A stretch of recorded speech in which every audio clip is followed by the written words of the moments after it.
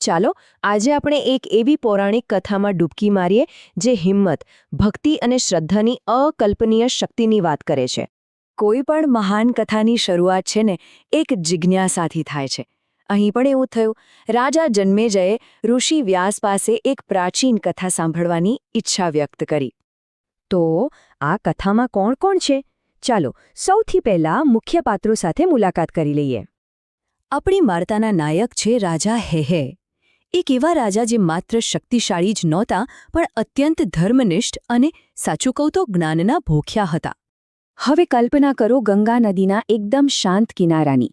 ત્યાં રાજા હેહૈની નજર બે યુવાન કન્યાઓ પર પડે છે, રાજકુમારી એકાવલી અને તેની સખી યશોમતી. બસ આ જ એક ક્ષણ હતી જ્યાંથી આખી કથા એક નવો વળાંક લેવાની હતી.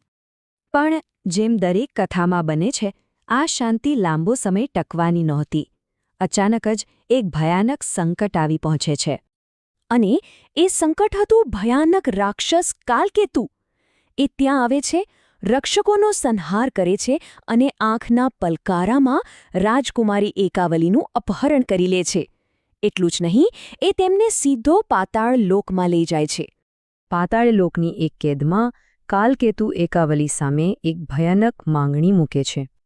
પણ રાજકુમારી એકાવલી ડરતી નથી. એ પૂરી હિંમતથી ના પાડી દે છે અને કહે છે કે એનું વચન તો રાજા હેહૈને અપાઈ ચૂક્યું છે. હવે આ સાંભળીને કાલકેતુનો ગુસ્સો 7મા આસમાને પહોંચી જાય છે અને તે બંનેને બંદી બનાવી લે છે. હવે અહીંથી વાર્તા એકદમ રસપ્રદ વળાંક લે છે. જ્યારે બધી આશા ખતમ થઈ જાય એવું લાગે ત્યારે કોઈ તલવાર નહીં પણ શ્રદ્ધા કામ આવે છે. કેવી રીતે? ચાલો જોઈએ. ચારે બાજુ અંધકાર અને નિરાશા. અને ત્યારે જ એકાવલીની સખી યશોમતીને એક આશાનું કિરણ દેખાય છે. એને યાદ આવે છે બાળપણમાં શીખેલો એક શક્તિશાળી મંત્ર. અને એ માત્ર વિચારતી નથી, એ તરત જ એ મંત્રનો સહારો લે છે. એ દેવી જગદંબાની પૂજા અને તપસ્યા શરૂ કરી દે છે, પૂરી શ્રદ્ધાથી. અને કહેવાય છે ને કે સાચા મનની ભક્તિ ક્યારેય વ્યર્થ નથી જતી. યશોમતીની અડગ શ્રદ્ધાનું ફળ મળવાનું જ હતું. દેવી જગદંબા પોતે એને સ્વપ્નમાં દર્શન આપે છે અને એક ભવિષ્યવાણી કરે છે. પુત્રી, ચિંતા ન કર. તારી ભક્તિને કારણે જ રાજા હેહૈ અહીં આવશે, કાલકેતુનો નાશ કરશે અને એકાવલીને બચાવશે. જુઓ, આ વાત કેટલી મહત્વની છે. રાજાનું આવવું એ કોઈ સંયોગ નથી, પણ યશોમતીની પ્રાર્થનાનું સીધું પરિણામ છે. એની શ્રદ્ધાએ જ નાયકને ત્યાં ખેંચી આણ્યો. તો હવે સવાલ એ છે કે શું આ ભવિષ્યવાણી સાચી પડશે? ચાલો જોઈએ કે આ આધ્યાત્મિક શક્તિ ભૌતિક જગતમાં કેવી રીતે પ્રગટ થાય છે. અને હા, ભવિષ્યવાણી સાચી ઠરે છે.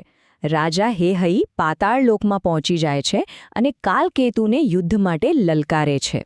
બંને વચ્ચે ભયંકર યુદ્ધ થાય છે, પણ અંતે ધર્મનો જ વિજય થાય છે. રાજા હેહૈ એ દુષ્ટ રાક્ષસ કાલકેતુનો વધ કરી દે છે. અને પછી તો બધું જે રીતે થવું જોઈએ એ જ રીતે થાય છે. એકાવલી અને યશોમતી આઝાદ થાય છે. બધા ખુશી ખુશી પોતાના રાજ્યમાં પાછા ફરે છે. રાજા હેહૈનું ભવ્ય સન્માન થાય છે. અને છેવટે રાજા હેહૈ અને રાજકુમારી એકાવલીના ધામધૂમથી લગ્ન થાય છે. પણ અહીંયા વાર્તા પૂરી નથી થતી. આ તો એક નવી શરૂઆત હતી. આ ઘટનાઓનો પ્રભાવ ખૂબ દૂર સુધી પહોંચવાનો હતો. હે અને એકાવલીના લગ્નથી માત્ર 2 રાજ્યો જ નહીં, પણ એક નવા અને શક્તિશાળી રાજવંશનો પાયો નંખાયો. તેમને ત્યાં કૃતવીર્ય નામના પુત્રનો જન્મ થયો અને તેમનો વંશ આગળ વધતો રહ્યો અને સમૃદ્ધ થતો ગયો. તો અંતમાં એક સવાલ રહી જાય છે.